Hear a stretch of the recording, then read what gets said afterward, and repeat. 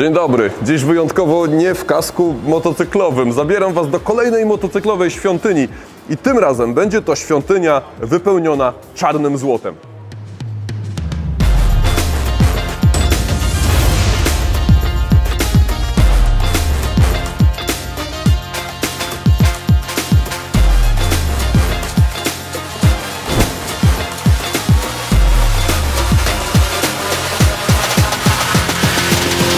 Jesteśmy w Zakroczymiu pod Warszawą w potężnych magazynach Intercars, gdzie na co dzień składuje się 20-30 tysięcy opon motocyklowych. Są też samochodowe i inne, ale teraz akurat dziś nie interesują. Będziemy sobie rozmawiać o składowaniu opon motocyklowych i odpowiemy na najczęściej zadawane pytania dotyczące ogólnie opon motocyklowych właśnie. Zapraszam. Jestem kierownikiem magazynu opon w HZA w Zakroczymiu. Dzienny nasz obrót średnio przyjmując opon wynosi w granicach 7-8 tysięcy sztuk opon na dobę logistyczną. Jeżeli chodzi o stan opon w lokalizacji HZA, wynosi on około 200 tysięcy sztuk opon, z czego 20 tysięcy sztuk to są opony motocyklowe. Tylko w tym roku wydaliśmy bezpośrednio do klientów około 1,5 miliona sztuk opon. Całkowita powierzchnia 3 hal, ponieważ my pracujemy na 3 halach, wynosi 15 tysięcy m². Jeżeli zamawiacie oponę do swojego motocykla, to jest ogromne prawdopodobieństwo, że ta opona przyjeżdża właśnie stąd, jako że Intercars ma 30-40% rynku opon motocyklowych w Polsce i są tutaj opony bardzo wielu producentów, wszystkich marek premium. Opony do w zasadzie wszystkich segmentów motocykli i nie tylko motocykli, bo też skuterów. Tak naprawdę począwszy od motorowerów, mopedów, skończywszy na oponach racingowych. Intercars ma w ofercie opony motocyklowe wszystkich marek premium. Bridgestone, Continental, Dunlop, Metzeler, Michelin, Mitas czy Pirelli. Opony są dostarczane bezpośrednio od producentów, bez dodatkowych pośredników. Intercars jest również wyłącznym dystrybutorem wyścigowych opon motocyklowych Dunlop Racing na Polskę. Oferta Intercars to nie tylko opony motocyklowe i skuterowe, bo znajdziecie tu również bogatą ofertę opon do quadów, go-kartów, meleksów czy nawet hulajnóg elektrycznych. Można by pomyśleć, że tematy dotyczące opon motocyklowych dawno się wyczerpały, ale wcale tak nie jest, dlatego że wciąż pojawiają się pytania dotyczące opon motocyklowych i z odpowiedziami jest różnie, dlatego dziś to Q&A. No i pierwsze pytanie, które pojawia się szalenie często, to czy z nowych opon motocyklowych po założeniu NFL-gi można od początku w pełni korzystać? Nowe opony motocyklowe są pokryte cieniutką warstwą, powłoką silikonową, która jest pozostałością po procesie produkcyjnym. Ten silikon jest tam potrzebny po to, żeby oponę wyjąć z formy. Dlatego rzeczywiście po założeniu nowych opon przez pierwsze 100-200 km nie powinno się z nich w pełni korzystać, gwałtownie przyspieszać, gwałtownie hamować, czy od razu mocno składać się w zakręcie. Przez te 100-200 km warto stopniowo zwiększać złożenia, no i wyczuwać tą oponę, zanim ta cieniutka warstwa silikonu ulegnie całkowitemu starciu. Wyjątkiem od tej reguły są niektóre opony marki Continental, jako że Continental stosuje technologię zwaną Traction Skin.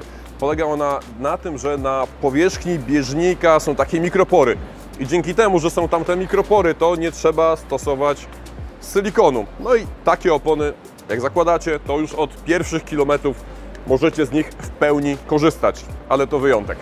W pozostałych oponach ostrożnie.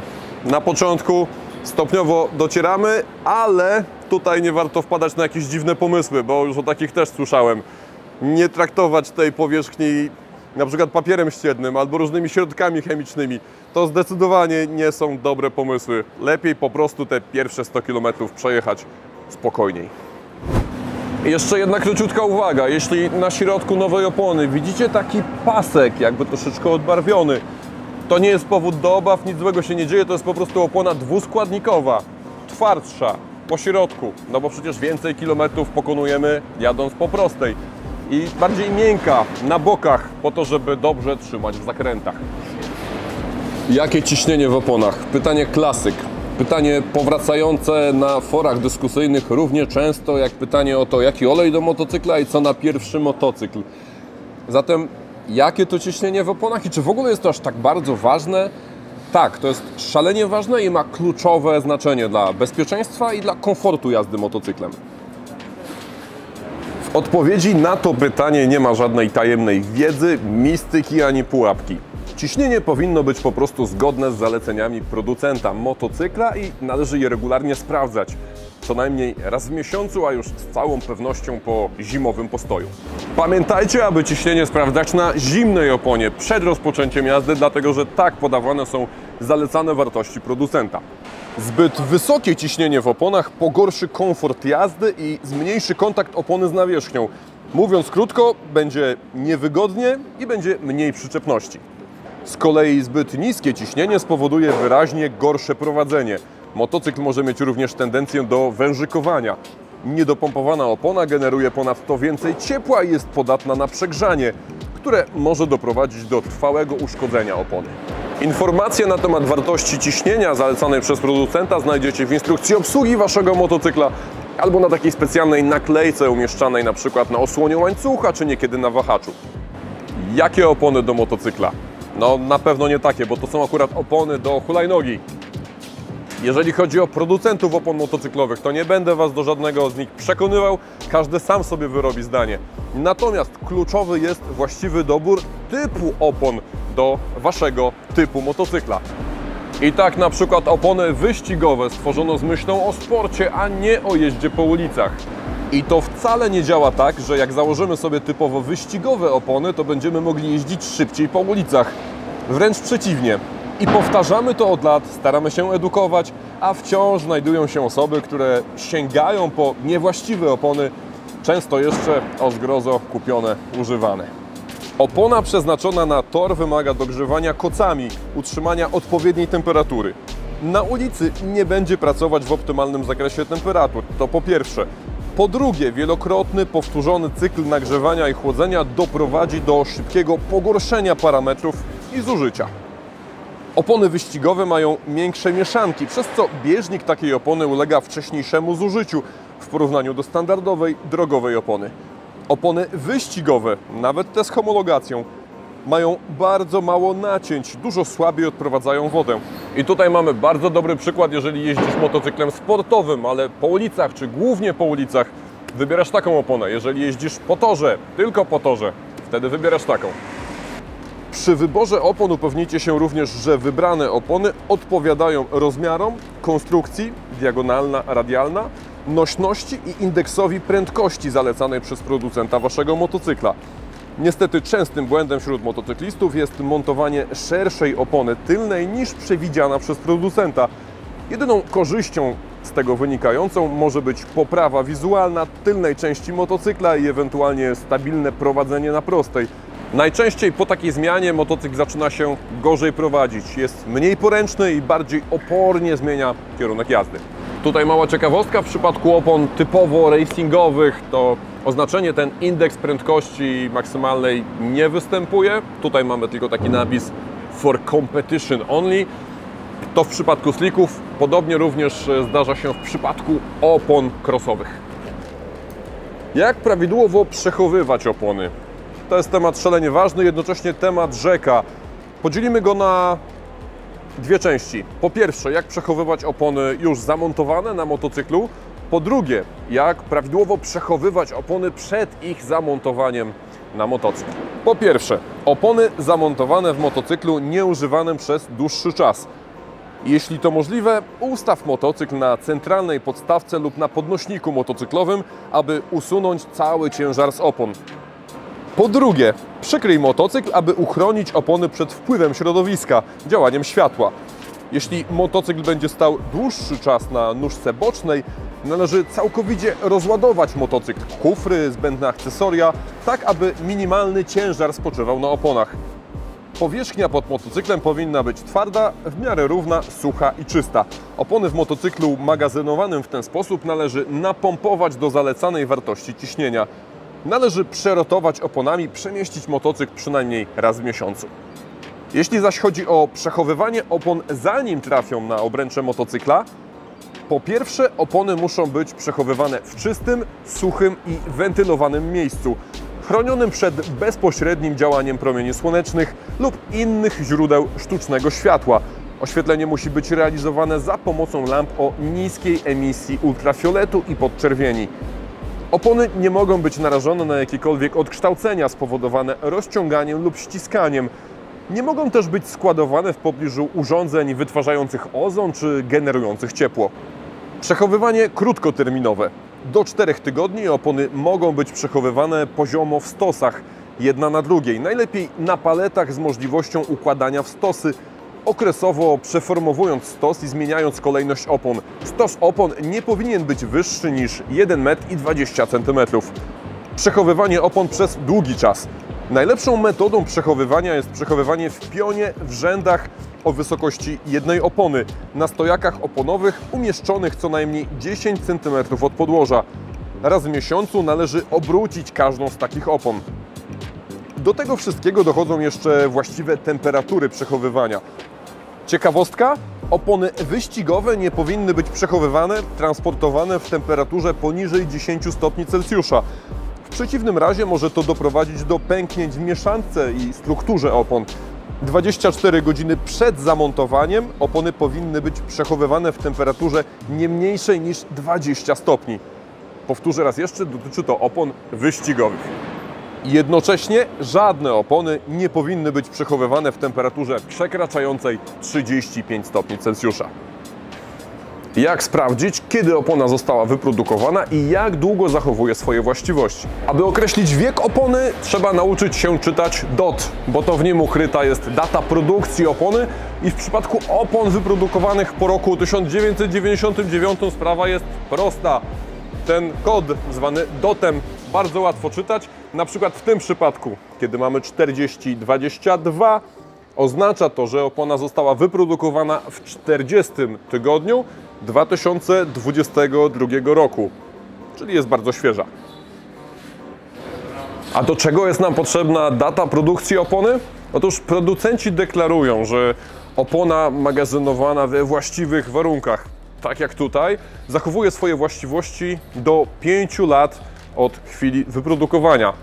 Tutaj warto też dodać, że jeżeli chodzi o gwarancję, jaką dostajecie na opony, no to ta gwarancja liczy się od daty zakupu, a nie od daty wyprodukowania opony. Czy opony motocyklowe można naprawiać? Cóż, opona, która uległa przebiciu, mogła ulec również nieodwracalnym uszkodzeniom i tylko dokładna diagnoza takiej opony, również od środka, przez fachowca może dać nam odpowiedź na to pytanie, czy możemy ją naprawiać, czy też nie powinniśmy już takiej opony więcej używać. Do naprawy opon producenci zalecają stosowanie kołków naprawczych PRP.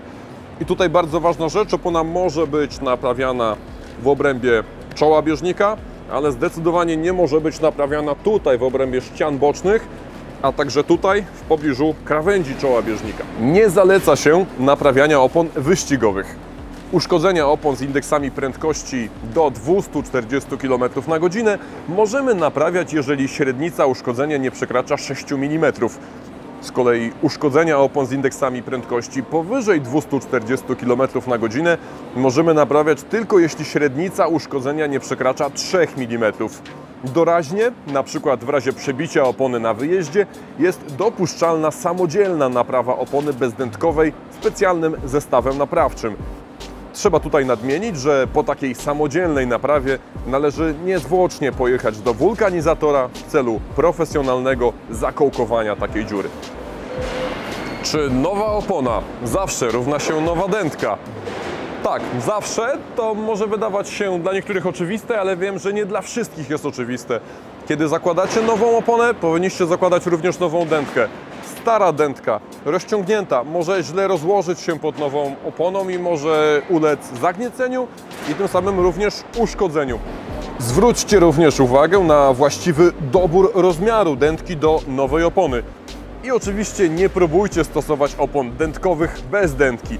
Ich konstrukcja nie jest wystarczająco szczelna, aby utrzymać ciśnienie. Alternatywą dla tradycyjnej dętki do użytku wyczynowego, na przykład w rajdach takich jak Dakar, jest mus wykonany z pianki, no bo tego się nie da przebić.